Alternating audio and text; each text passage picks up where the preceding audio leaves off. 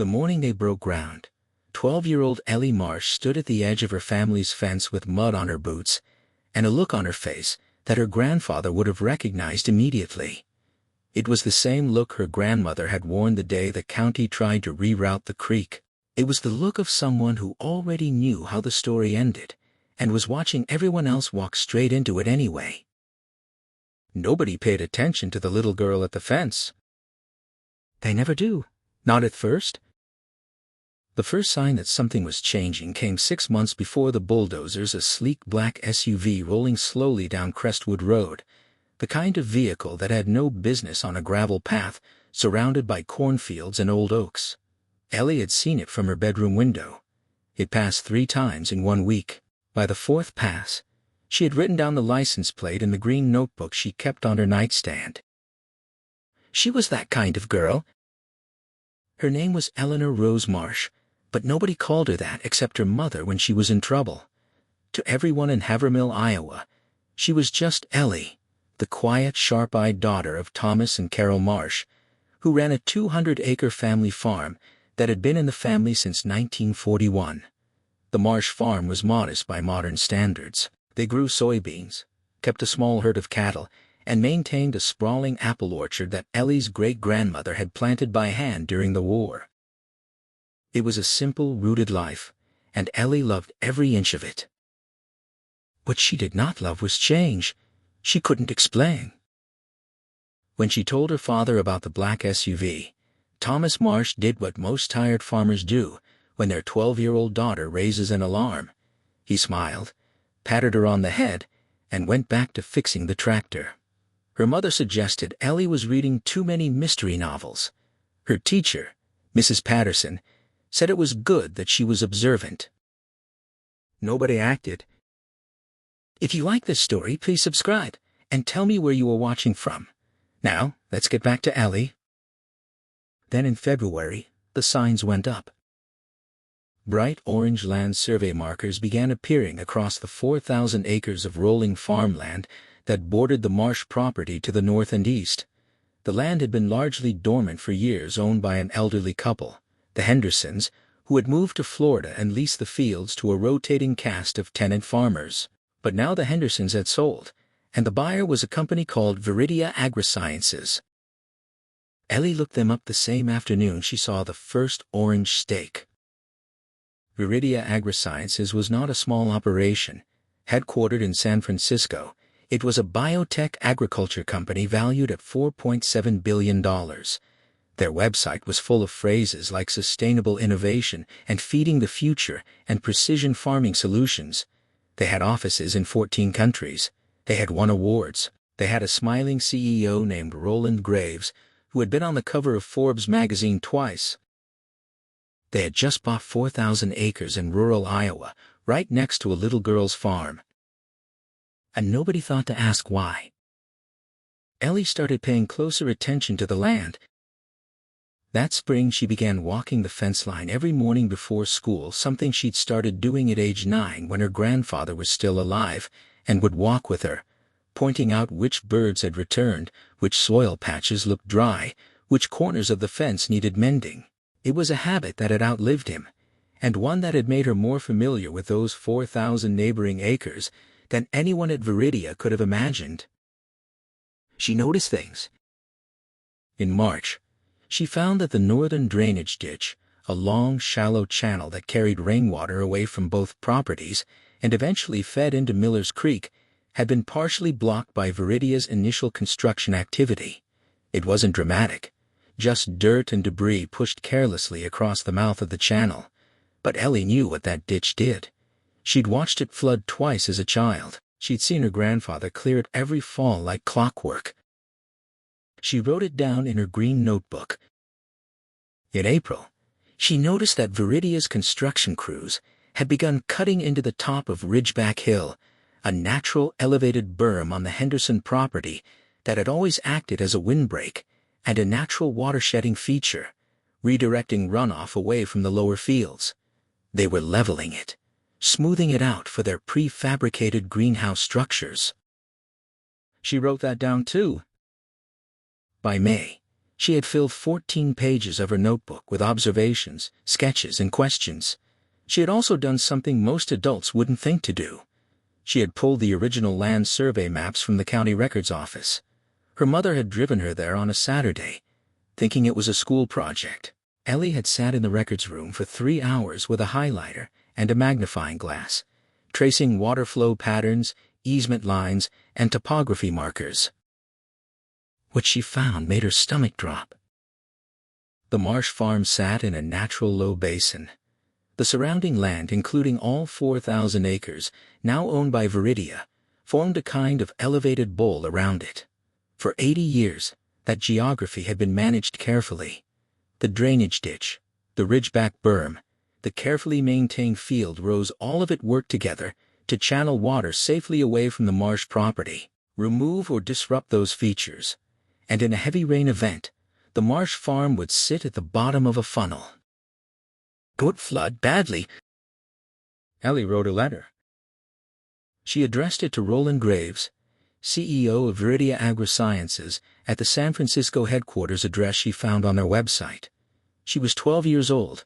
She used her neatest handwriting. She explained who she was, described her family's farm, outlined the drainage system, attached hand-drawn diagrams from her notebook, and politely but clearly asked that Viridia consult with a hydrologist before continuing construction on Ridgeback Hill and the northern drainage corridor.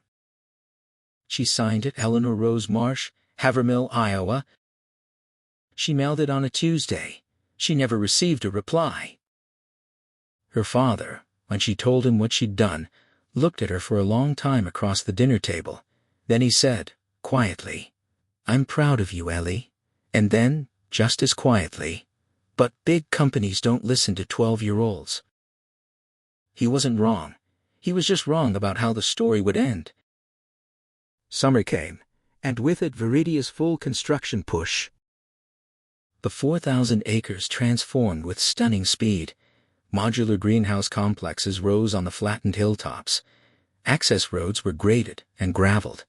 A central processing hub, a long silver building that gleamed in the Iowa sun, went up in July. There were workers everywhere, heavy equipment running from dawn to dusk, and a constant low hum of activity that drifted across the fence line to the Marsh farmhouse. Ellie watched it all. She kept writing things down. She tried again in August. This time, she didn't write to Roland Graves. She wrote to the Havermill County Office of Land Management. She attached her notebook pages, her survey map findings, and a typed summary because she'd decided typed was more official, explaining her concerns about the hydrological disruption on the neighboring property. The county responded 3 weeks later with a form letter explaining that Viridia had received all required construction permits and that the project had passed its environmental review. Ellie read the letter twice, then added it to her green notebook. She was frustrated, but she was not finished. She found the name of Viridia's regional construction manager, a man named Dale Hutchins, through a local business filing. She called the number listed. He answered, which surprised her. She explained who she was and what she'd observed. There was a pause on the other end of the line, and then Dale Hutchins not unkindly told her that Viridia had a full team of environmental engineers who had reviewed all relevant land and water data before breaking ground. "We appreciate your concern, young lady," he said, "but I think we've got it covered." She thanked him and hung up. September arrived. School started. The construction on the Viridia property continued. Ellie walked her fence line every morning and kept writing things down. And then came October. In the last week of October, a slow-moving low-pressure system stalled over central Iowa. It rained for 4 days straight, not the dramatic, stormy kind of rain, but the relentless, gray, soaking kind that fills the ground until the ground simply can't hold anymore. Meteorologists called it a 200-year precipitation event, the kind of thing that happens once in a lifetime, or twice if you're unlucky. On the morning of the 5th day, the water came. It came from the north, which was where Viridia's 4,000 acres sat. It came fast, organized into channels by the very construction features that Ellie had flagged, the leveled hilltop that no longer shed water to the east, the blocked drainage ditch that no longer carried runoff safely to the creek. Instead, the water poured down the graded access roads, pooled in the flattened fields, and found the low point. The Marsh farm. By 6 in the morning, the lower orchard was under 2 feet of water. By 8, the cattle pen was flooded, and Thomas Marsh was moving animals to the barn on higher ground, shouting instructions to Carol through the driving rain. By 10, the water had reached the equipment shed, destroying a tractor and 2 years of carefully stored seed stock. Ellie stood in her kitchen in her rain boots, watching the water rise in the yard, and she felt something she hadn't expected to feel. Not satisfaction, not anger, something heavier than both. She was the only one who hadn't been surprised. Viridia's response when it came was swift but not swift enough to undo the damage.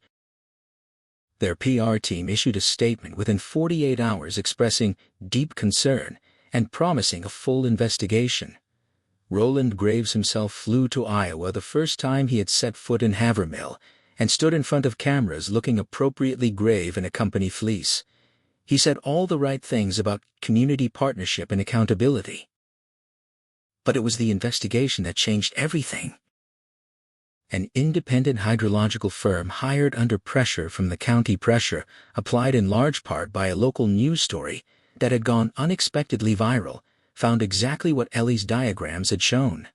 The construction modifications to the Ridgeback berm and northern drainage corridor had fundamentally altered the water flow dynamic of the surrounding land.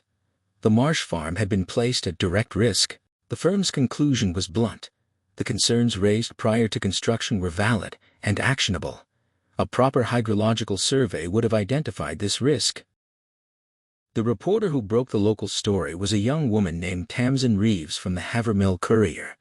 She had heard about the Marsh farm flooding and driven out to report on it, expecting a routine story about storm damage. What she found instead was a green notebook. Ellie showed it to her. The notebook had everything.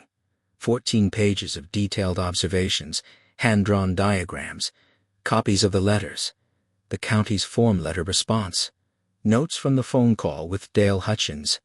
Ellie had even pasted the Forbes magazine photo of Roland Graves onto the front page, with the caption he didn't write back. Tamsin Reeves stared at the notebook for a long time. Then she looked at Ellie and said, "How old are you?" 12, Ellie said. 12 and a half. The story ran on a Monday. By Wednesday, it had been picked up by the Des Moines Register. By Friday, it was on national news. By the following Monday, it was everywhere. A 12-year-old girl in Iowa had warned a billion-dollar company about a flood risk, been ignored, documented everything, and been proven completely right. The internet, as it sometimes does, fixated on the green notebook. The image. Tamsin Reeves had photographed Ellie sitting at the kitchen table, mud-stained boots on the floor. Green notebook open in front of her became one of those images that burrows into the cultural moment and stays there. People printed it out. It was hung in classrooms. An environmental organization in Vermont made it their profile picture. Ellie was confused by all of it, but she was polite about her confusion. Viridia settled with the Marsh family within 60 days. The terms were confidential, but the Havermill Courier reported that the settlement was substantial. It was enough to repair every piece of damage, replace the lost seed stock, restore the orchard, and according to Thomas Marsh in the single interview he agreed to give, keep this farm standing for another 80 years. Roland Graves made a second trip to Havermill. This time, no cameras. He sat at the Marsh kitchen table, drank coffee that Carol Marsh poured him, and spent 40 minutes talking with Ellie about what she had observed and when. He was, by multiple accounts, genuinely humbled. "I read your letter," he told her. "The original one from May. It came through and got misfiled actually. I only found it after the flood. I'm sorry it didn't reach the right people." Ellie accepted the apology. She was, at heart, a practical person. Viridia went on to hire a full-time community liaison and mandatory hydrological review process for all future land acquisitions. They named neither policy after Ellie, which she preferred. The county updated its environmental permit review process to include drainage impact assessments for large agricultural developments. The change was formally proposed by a county commissioner who cited the Marsh case by name in his recommendation. And Ellie? She went back to school. She kept walking her fence line every morning. She started a second green notebook.